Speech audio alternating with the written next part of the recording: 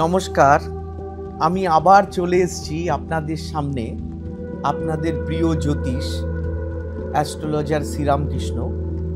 আজকে একটা খুব ইউনিক একটা বিষয় নিয়ে আমি আপনাদের সঙ্গে আলোচনা করব। দেখুন, সমস্যাবিহীন মনুষ্য জীবন হয় না। প্রত্যেকে আমরা একটা না একটা সমস্যায় থাকি, কিন্তু চন্দ্র, রাহু এবং বুধের যদি অবস্থানগত কিছু সমস্যা থাকে তবে কিন্তু আপনার কথাবার্তার মধ্যে একটা মিষ্টতা সেটা নষ্ট হয়ে যাবে। আপনি সকলের সঙ্গে কথা বলবেন, কিন্তু কথাগুলো সকলে ভালো কথা বললেও সেই কথাটা শুনতে কর্কশ মনে হবে। এই বিষয়টাকে আপনাকে ত্যাগ করতে হবে।